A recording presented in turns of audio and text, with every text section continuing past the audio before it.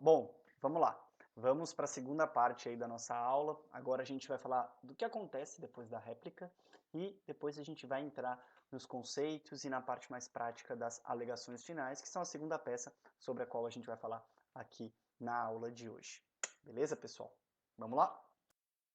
Bom, depois que tiver sido apresentada a petição inicial, contestação, com eventual reconvenção, réplica, o processo vai concluso para o juiz, vamos assim dizer, vai para o gabinete do juiz, vai para as mãos do juiz, e o juiz ele pode seguir dois caminhos distintos, basicamente. A coisa é um pouco mais complexa, vocês viram isso em processo civil certamente, mas, em suma, o juiz pode seguir dois caminhos quando o processo vem concluso a ele após inicial, contestação e réplica. Primeiro, julgar o processo no estado em que ele se encontra, desde que não haja necessidade de produção de outras provas ou quando ocorrer a revelia.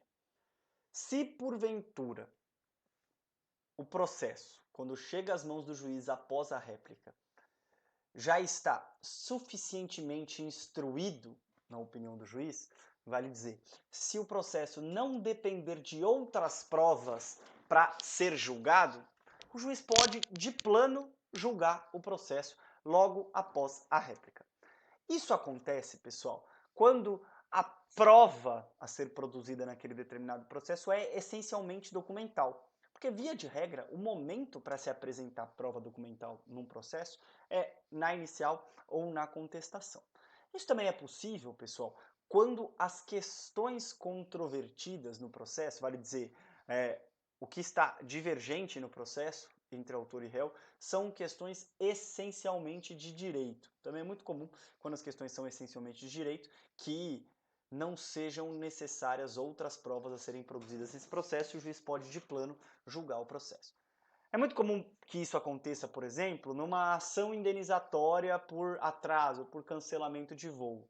O autor ajuiza uma ação pleiteando, por exemplo, um dano moral contra a companhia aérea que cancelou o voo. A companhia aérea contesta com seus argumentos, enfim, sei lá, não tinha aeronave, a manutenção falhou, qualquer argumento que eventualmente seja alegado em contestação, após a réplica, é muito comum que um processo como esse seja concluso para o juiz proferir sentença. Por quê? Porque não são necessárias outras provas para justificar o porquê do cancelamento ou não, ou então, sei lá, o autor não precisa fazer prova do dano moral que ele suportou por conta disso, a não ser que haja alguma especificidade muito peculiar nesse caso, mas é um típico caso de julgamento antecipado.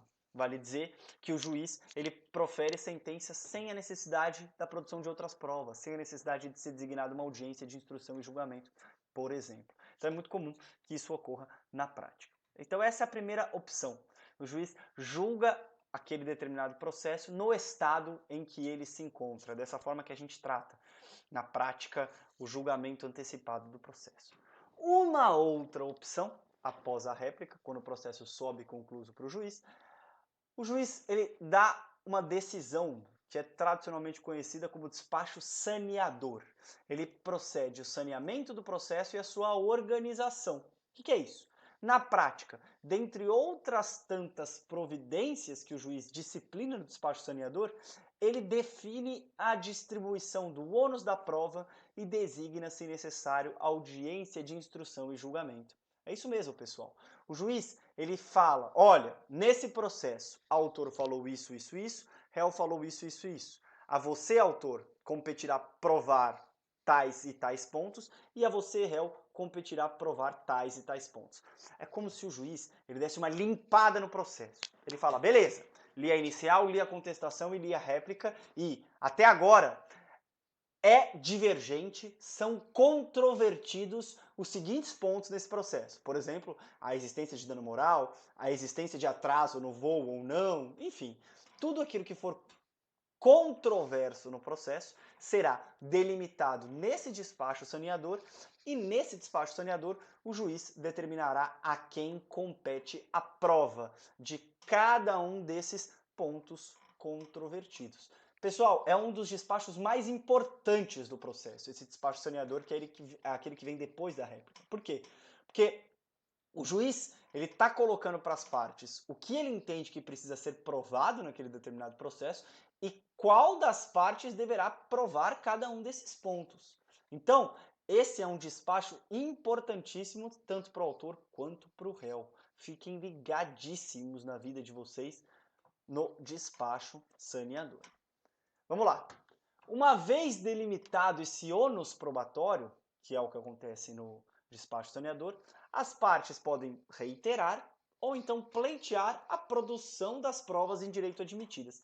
Lembra que a gente conversou, pessoal, que tanto na inicial quanto na contestação, eu já posso, de cara, falar quais são as provas que eu quero produzir no processo para comprovar os fatos da exordial ou os fatos da contestação? Pois bem, se porventura eu não fiz isso, a contestação ou a inicial, esse é o momento, logo depois do despacho saneador, eu terei prazo para me manifestar sobre quais são as provas que eu quero produzir. A gente vai ver no slide a seguir quais são essas provas que podem ser produzidas em direito. São várias e a gente vai falar das mais importantes rapidamente, porque isso também é matéria do processo civil. Em regra, pessoal, o ônus da prova incumbe ao autor quanto ao fato constitutivo do seu direito e ao réu quanto à existência de fato impeditivo, modificativo ou extintivo do direito do autor. Mas vale a gente relembrar aquela máxima do direito que, em regra, quem alega tem que provar. Então, se o autor alega exordial determinado fato, ele tem que fazer prova daquele fato e a mesma regra vale para o réu. Isso, pessoal, é o que acontece em condições normais de temperatura e pressão, porque existem no nosso ordenamento jurídico hipóteses, situações em que é possível a chamada inversão do ônus da prova, em que, às vezes, ao réu competirá provar a inexistência de algum fato alegado pelo autor e assim sucessivamente. Quer ver um exemplo clássico disso? Vamos supor que eu tenho o meu nome negativado no Serasa, no SCPC, em algum órgão de proteção ao crédito, por uma companhia de telefonia. Só que essa companhia de telefonia e eu nunca mantivemos nenhuma relação contratual. Então, obviamente, que essa inscrição ela é indevida, ela é equivocada. Eu ajuizo uma ação alegando que nunca contratei com a companhia de telefonia X. Pessoal, como que eu vou provar que eu nunca contratei? Muito difícil, aliás, impossível fazer uma prova negativa de contratação. Então, essa é uma situação na qual há a inversão do ônus da prova. O réu terá que provar que contratou com o autor determinado plano de telefonia.